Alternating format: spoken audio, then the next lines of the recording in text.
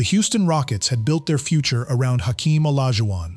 Then, in March 1992, they decided they no longer believed him. Hakeem insisted his injured left hamstring was still not ready for NBA basketball. Team doctors disagreed. The Rockets suspended him without pay and suggested that the injury might be connected to his contract dispute. Days later, at 29 and still in the heart of his athletic prime, Hakeem asked to leave the only NBA city he had ever known. Just over 2 years later, Houston reached the NBA Finals, with no path to its first championship that did not run through the very player it had doubted. The muscle eventually healed. The accusation did not. Before the trophies, before the Dream Shake became legend, there was a teenager in Lagos who did not begin playing basketball until 15. His feet trained for soccer, his future hidden inside a game he had only recently begun to play. If Hakeem Olajuwon's journey has ever earned your respect, support this story with a like, as we uncover how distrust nearly drove him out of Houston before he became the man who delivered the city's first championship. Long before Houston questioned what Hakeem Olajuwon's body could endure, he first had to teach that body a game it had never been built to play. Born on January 21, 1963, in Lagos, Nigeria, Hakeem was 15 before basketball seriously entered his life. Within 5 years, he would leave one national championship game carrying the Final Four's highest individual honor, and return the following season only to lose the title again. His beginning in Lagos was not a tale of escape from misery. His parents operated a cement business and built their home around work, honesty, respect, and personal responsibility. Before basketball, Hakeem learned movement through soccer and handball. As a goalkeeper, he watched the ball leave another player's foot, judged its line, shifted his weight, and reacted without the luxury of hesitation. Those habits were created for a goalmouth, not a low post, but they would later separate him from centers whose feet had been trained to remain planted near the rim. Basketball arrived almost by accident. A fellow student at Muslim Teachers College suggested that the unusually tall handball player help the school's basketball team.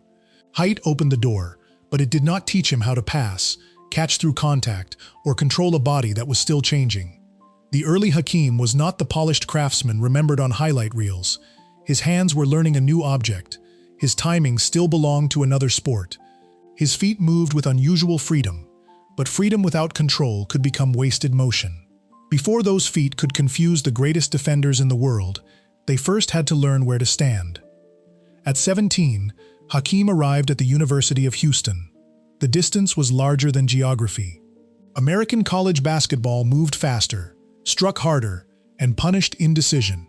Hakeem possessed rare length and reflexes, yet potential has no value until it survives organized resistance. Coaches could see what his body might become. The work lay in teaching that body where to stand, when to turn, and how to remain useful after the first movement failed.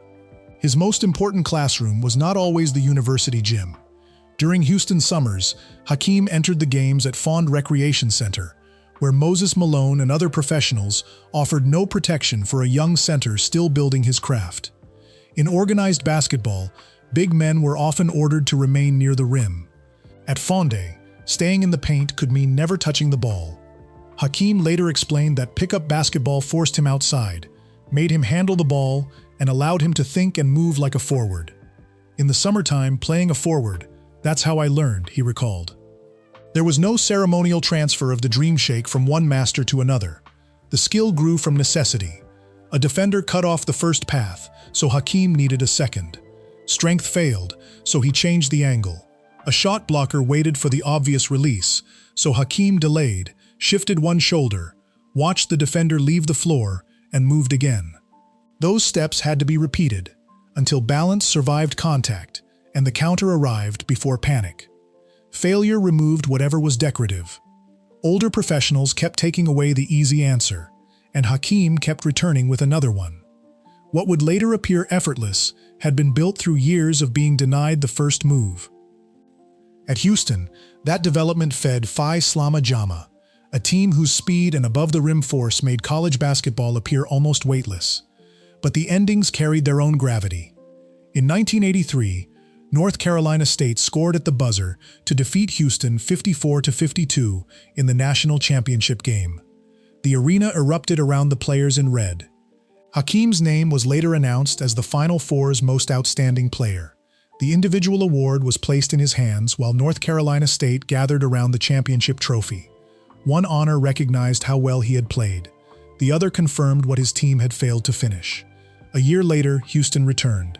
Patrick Ewing and Georgetown stood between Hakeem and the title. The Cougars lost again. 2 championship games, 2 different opponents. The same walk away without the object that had demanded an entire season of labor. Those defeats did not automatically make Hakeem wiser, and they should not be romanticized as necessary gifts. They were losses. They offered no guarantee that another final would ever come. What they left was an unfinished line that would remain inside his career for a decade. Houston had become the city that taught Hakeem how to use his body, refine his balance, and search for another answer when the first one disappeared. Years later, it would become the city that questioned what he said that body could endure. The footwork that would one day unsettle the greatest centers in the world was forged, while Hakeem was still learning how to survive unfinished endings. The strangest part of Houston choosing Hakeem before Michael Jordan is that the decision made complete sense. In 1984, the Rockets held the first selection in a draft that would become one of the most examined in league history. Jordan was available, as were Charles Barkley and John Stockton. Houston, however, was not studying a ranking created decades later. It was looking at a 7-foot center already known throughout the city, a player who had taken the University of Houston to 3 consecutive Final Fours. In his final college season, Hakeem officially led the nation in rebounding and field goal percentage, while posting 5.6 blocks per game, a nation-leading figure in a category the NCAA did not yet officially track. The Rockets also had Ralph Sampson, the 7'4" former #1 pick. Pairing him with Hakeem promised something no other franchise could easily copy. 2 giants, with the mobility to run, recover, contest, and finish. This was not a desperate gamble. It matched the roster Houston had already built and gave the Rockets length, speed, and rim protection without surrendering transition play. Hakeem justified the choice immediately. As a rookie, he averaged more than 20 points and nearly 12 rebounds. Houston rose from 29 victories before his arrival to 48. He finished second to Jordan in Rookie of the Year voting, but the more important fact was how quickly he became unavoidable. Opponents had to account for him at the rim on both ends. History kept moving. Jordan began building a separate empire in Chicago, and every Bulls championship made it easier to reopen the 1984 draft with knowledge nobody possessed that night. Hakeem had not asked Houston to pass on Jordan, yet each Rockets' disappointment could be placed beside the career of the man selected 2 places later. That comparison was easy television. It was not Hakeem's actual job. He did not have to win a hypothetical argument. He had to make Houston's real plan work with the teammates, injuries, contracts, and seasons available to him. The raw truth is simple. Houston made a defensible choice for the team it had. Hakeem transformed the franchise and fit beside Sampson. The decision became controversial only because Jordan later created a standard that made nearly every other career appear incomplete. Houston had chosen the right man for its plan. The harder question was how long that plan could survive time. By his second professional season, Hakeem had reached the NBA Finals. He could not know that it would take 8 more years to return. The Twin Towers looked less like an experiment than the beginning of a new order. Ralph Sampson could operate above the defense, run the floor, and use extraordinary height without moving like a stationary center. Hakeem brought a lower center of gravity, quicker reactions, and a growing appetite for contact. Together, they changed the geometry of the court. Passing lanes narrowed. Guards who beat the first defender still found length waiting behind them. Shots that appeared open disappeared before they reached the glass. In the 1986 Western Conference Finals, Houston met the Los Angeles Lakers, the established power of the West. Magic Johnson controlled tempo. Kareem Abdul-Jabbar had spent years turning the skyhook into certainty. The Lakers expected another path toward Boston. Instead, the younger Rockets forced the series into a different kind of game. Hakeem's speed made older bodies turn and recover. Sampson's reach kept possessions alive after the first defense. Houston won in 5 games, ending the series on Sampson's difficult shot near the horn. The summit exploded. For a young team, the sound could easily resemble a promise. Hakeem was 23. Sampson was still young. They had removed the Lakers before either center had reached full technical maturity. It was reasonable to imagine repeated finals and a decade organized around two towers. Boston exposed the distance still remaining. The Celtics had Larry Bird, Kevin McHale, Robert Parrish, shared reads, and the discipline to turn one poor decision into the next. Houston's athletic power was real, but power could not settle every possession. When a second defender arrived, the offense sometimes narrowed. When frustration rose, force became the first answer too often. Boston won in 6 games. The defeat was not simply innocent youth meeting veteran wisdom. Hakeem was already capable of overwhelming elite competition. What he lacked was the complete library of counters that would later make every defensive choice dangerous. If the baseline was closed, he still needed the middle. If the middle was crowded, the ball had to leave before the trap closed.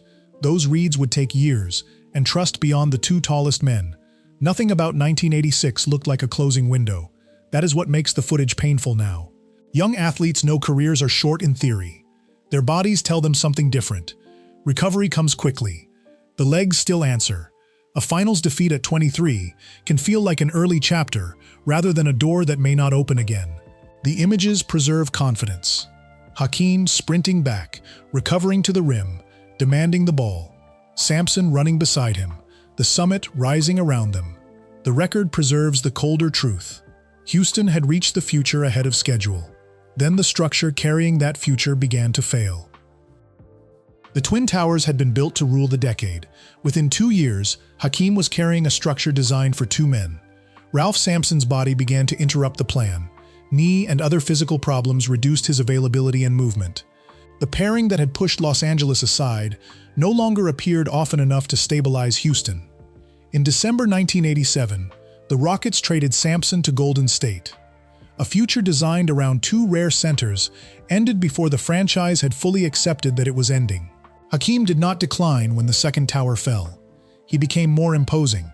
He led the league in rebounding and blocked shots, produced a quadruple-double, and developed into a defender capable of surviving several actions within one possession. He could show toward a guard, recover toward the rim, challenge the shot, and still turn to find the rebound.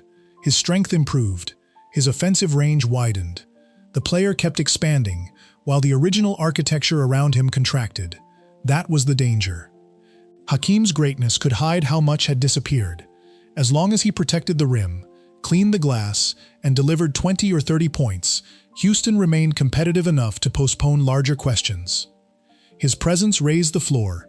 It did not recreate the partner selected to share the load. The work accumulated in visible ways. Hakeem had to anchor the defense, finish possessions, rebound through contact, and carry the identity of a franchise that had tasted the finals. There were other capable players, and the decline cannot be reduced to one injured teammate. But the central plan had been built around 2 unusual bodies. Once one was gone, every weak rotation, late pass, and missed assignment arrived closer to Hakeem.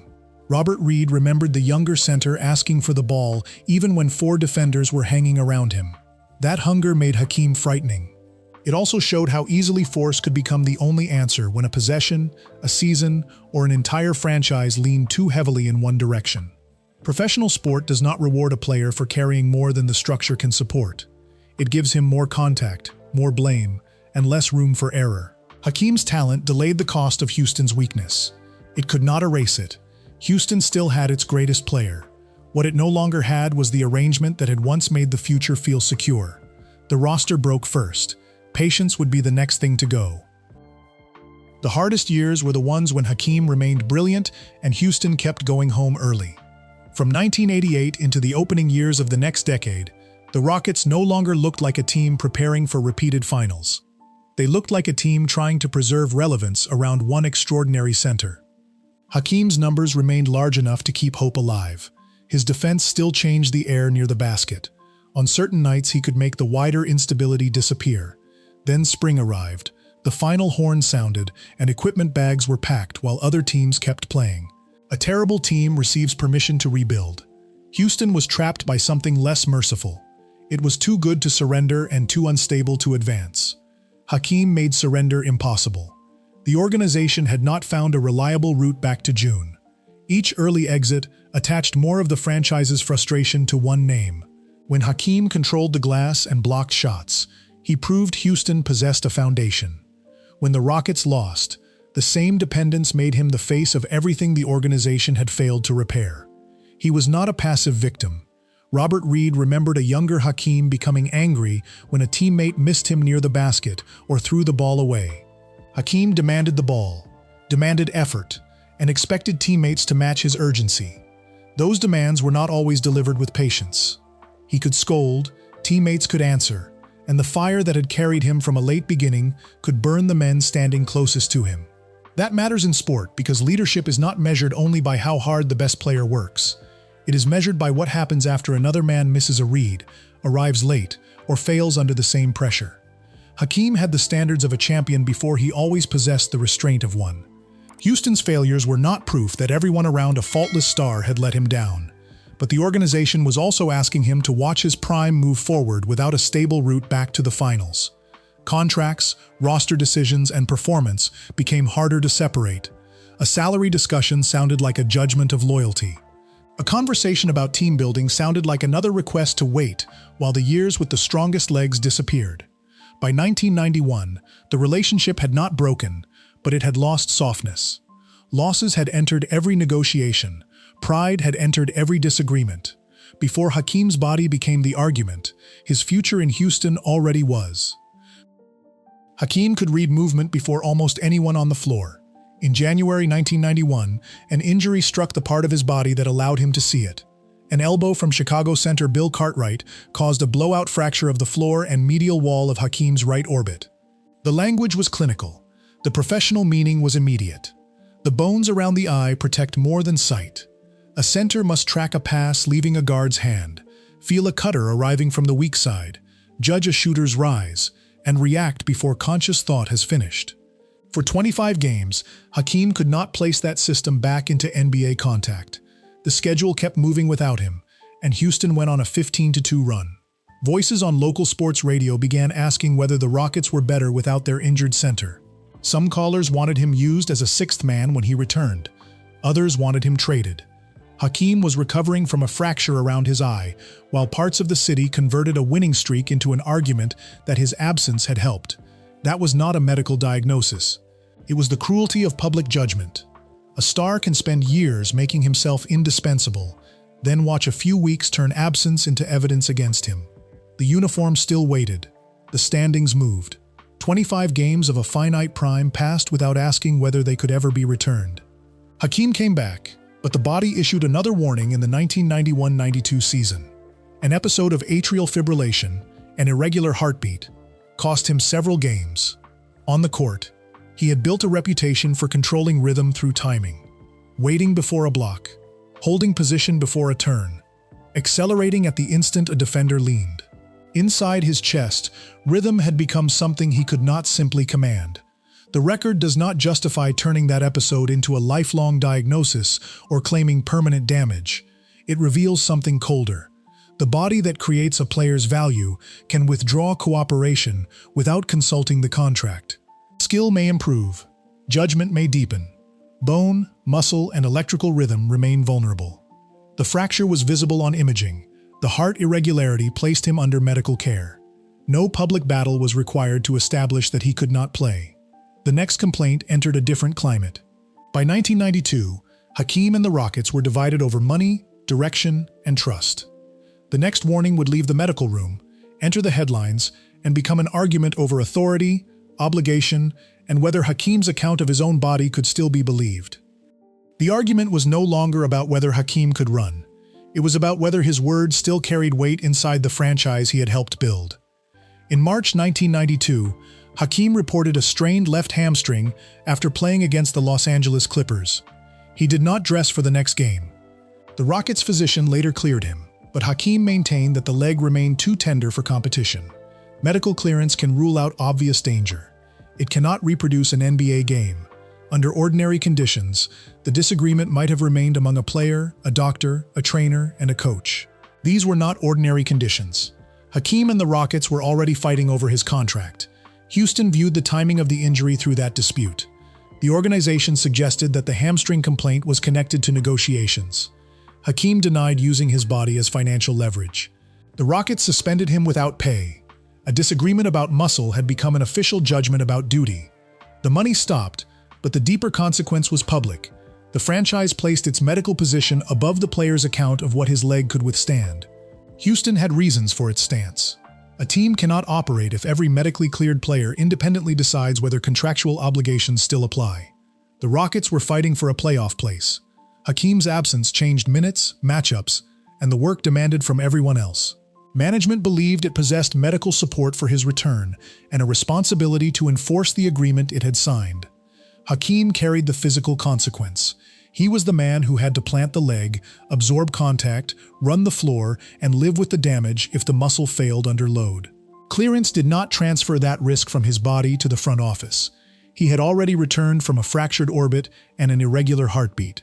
Rejecting the suggestion that he had manufactured the injury, he said, "If I'd wanted to use injury as a vehicle, I had a lot of opportunities." His representative prepared a grievance through the Players Association. Medical language, salary demands, and professional reputation became impossible to separate. Both sides could name a responsibility. Neither trusted the other enough to keep the disagreement private. Days later, Hakeem asked to be traded. Houston was where he had learned the American game, fought through Fond, reached college championship games, entered the NBA, and built his adult identity. Leaving would not have been a routine change of uniform. It would have cut through the geography of almost everything he had become. The Rockets' accusation placed Hakeem's credibility at risk. Hakeem's contract fight and refusal to play created a serious problem for the team. No record can enter the muscle, measure the pain that day, and settle every motive. What can be measured is the wreckage around it. The dispute became national news. Houston finished 42-40 and missed the playoffs for the first time in Hakeem's NBA career. Trade discussions continued. At media day before the next season, Hakeem called owner Charlie Thomas a coward. The relationship had moved beyond disappointment into conflict. Then the Rockets boarded a flight of more than 14 hours to Tokyo to open the 1992-93 season. A trans-Pacific cabin gave neither man an easy exit. There was no scoreboard, no press table, and no quick walk back to another office. Thomas and Hakeem had the same journey in front of them. They spoke. Thomas later reduced the conflict to a blunt professional truth. He was a businessman, and Hakeem was a businessman. The conversation did not erase the accusation, the trade demand, or the words exchanged in public. It reopened communication. That was all reconciliation could honestly promise at first. Not forgiveness or instant transformation. Only a way to continue working. A strained hamstring has a rehabilitation schedule. Professional reputation does not. Hakeem returned to the same building, the same organization, with teammates who knew how close the separation had come. The contract could be repaired on paper. The harder test was whether men who had publicly doubted one another could still build anything together. Healthier legs would not be enough. Houston needed different decisions when pressure reached its greatest player. The championship version of Hakeem emerged in the possessions he no longer tried to force. The flight to Tokyo did not transform him overnight. It did something more believable. It lowered the temperature enough for basketball to become the central argument again. Rudy Tomjanovich, who had taken over as head coach in 1992, gave Hakeem more of the freedom he had once found in summer games at Fond. Years later, Hakeem described organized basketball as a place where big men were pushed back in jail near the paint. At Fond, he had been forced outside, allowed to handle the ball, and made to think like a forward. Freedom did not mean holding the ball longer. It meant seeing the floor sooner. When help came from the baseline, the corner became vulnerable. When it came from the middle, Houston could reverse the ball, make the defense move, and let Hakeem establish position again. The decision lasted seconds, sometimes less, but playoff possessions often die inside those seconds. The change was visible between plays as well. By the next season, Hakeem was passing out of double teams and patting teammates after mistakes. The younger player who had demanded the ball through traffic had not disappeared. On the floor, however, correction no longer had to arrive only as anger. That was another form of discipline. Training harder was not enough. A great center had to restrain the first impulse, trust the read, release the ball, and begin the possession again. The ego wanted an immediate answer. The game often demanded patience. Houston's offense became harder to close. Shooters knew where space would appear. Cutters moved through the attention Hakeem attracted. He remained free to attack when the advantage was real, but the possession no longer had to die when two defenders reached him. The defense made the system durable. Hakeem could show toward the ball, recover to the rim, cover a teammate's mistake, and still finish the possession with a rebound. That protection allowed the guards to apply pressure higher on the floor. His individual skill became room for other players to take responsibility. The season did not begin like a rebirth. Houston opened 14-16. The old uncertainty had not disappeared. Then the Rockets finished 41-11. Hakeem averaged more than 26 points, 13 rebounds, and 4 blocks, won Defensive Player of the Year, and finished second in Most Valuable Player voting. The numbers did not prove a complete reinvention of character. They showed that a different arrangement was producing a stronger team. The postseason refused to reward the progress cleanly. Seattle dragged Houston into a physical, disruptive series led by Gary Payton and Shawn Kemp. Game 7 reached overtime. The Rockets lost 103-100. 3 points separated a season that continued from one that ended in the visitors' tunnel. Better decisions do not guarantee that the final shot falls. A repaired working relationship does not erase a difficult matchup. Growth is not a contract promising immediate victory. Houston left Seattle without a trophy, but not without direction. Hakeem had not become smaller so others could matter. The team had learned that pressure on one man could create work for 5. Against Seattle, Houston discovered that better decisions could change a team before they changed the ending. 2 years after Houston questioned his word, the franchise reached a moment when only Hakeem's judgment could keep its season alive.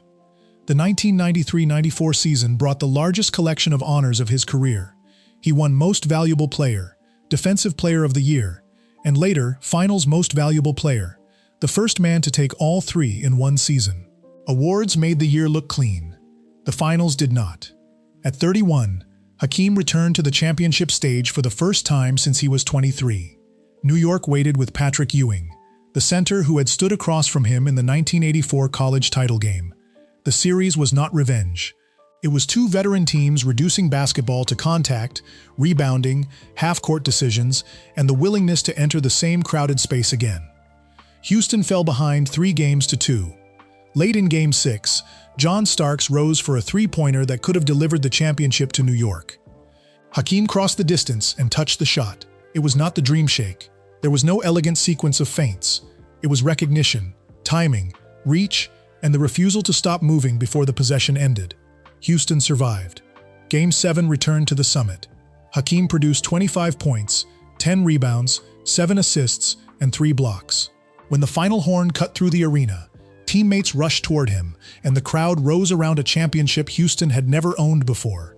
The award placed in Hakeem's hands after the 1983 defeat had recognized one player. This trophy required an entire team to lift it. Winning once did not make the next season orderly. Houston traded for Clyde Drexler, Hakeem's former college teammate, and sent out Otis Thorpe. The move added creation, but disturbed the structure of a defending champion. The Rockets finished 47-35 and entered the postseason as the 6th seed. At 32, Hakeem also accepted another kind of physical discipline during Ramadan. From dawn to sunset, he went without food or water, including on game days. The Rockets' medical staff watched for dehydration and arranged places for prayer on the road. Hakeem did not treat the fast as a performance device. He said it made the taste of water feel precious.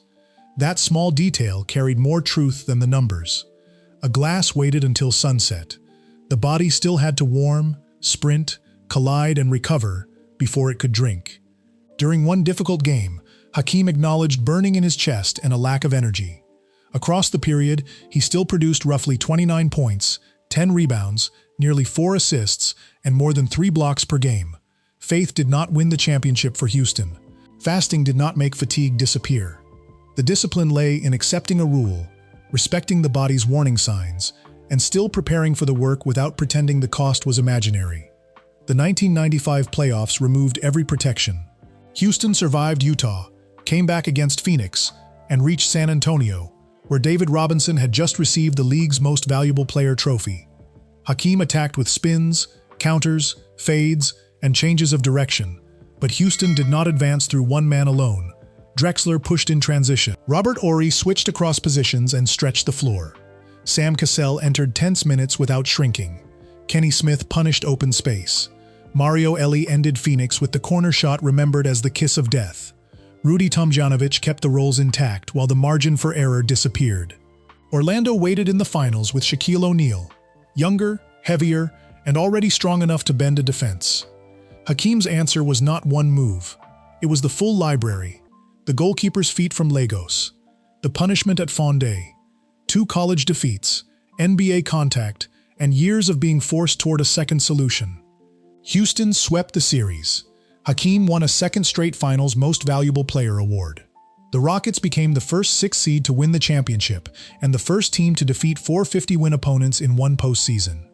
By then, the argument of 1992 no longer needed another microphone. The answer stood in a team that revolved around Hakeem without turning 4 teammates into spectators. His presence opened the floor. Their execution finished the work.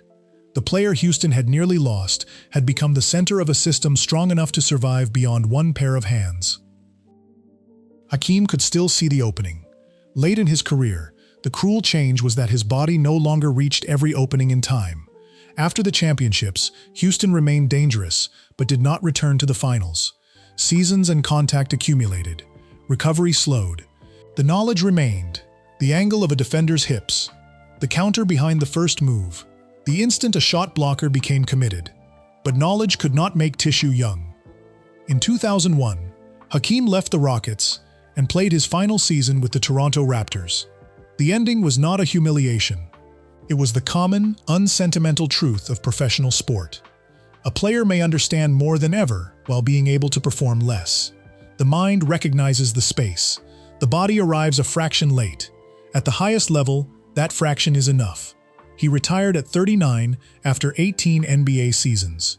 Houston retired number 34.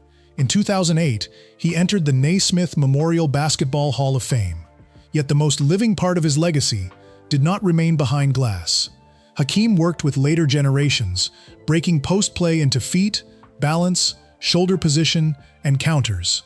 At 63, he remains a selective presence around Houston basketball.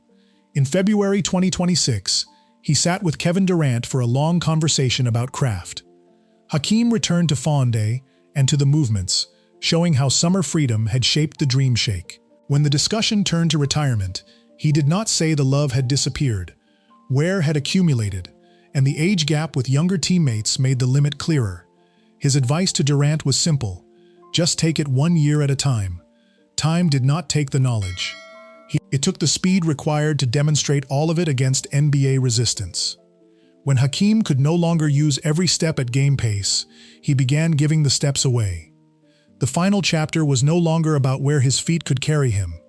It was about where his understanding could carry the next man. The most important move Hakeem learned may have been the one no highlight could preserve: how to stop, recover his balance, and choose the next step. First, Lagos. A teenager stands before a soccer goal, moving laterally, reading the ball before it arrives. He does not know the dream shake. He is learning how one correct shift of weight can change what happens next. Then, 1992. At 29, Hakeem sits outside the game while his hamstring, his salary, and his word are argued in public. The city that taught him how to use his body is no longer certain what to believe when he describes its limits. Finally, 2026. Beside Kevin Durant, an older Hakeem returns to the movement. He points to the foot, the shoulder, and the place where balance must be held before the next counter. The body no longer performs it at NBA speed. The knowledge still knows where to go. Hakeem is remembered for making defenders step the wrong way. His deeper legacy lies in what followed the moments when his own career was knocked offline. The collapse of the Twin Towers, the warnings from his body, the fracture of trust, and the discipline to keep working without pretending the wounds had vanished. Houston once questioned whether Hakeem Olajuwon was ready to stand on the floor. Later, when another player needed to understand where to set his feet, Hakeem was the man showing him how to hold his ground.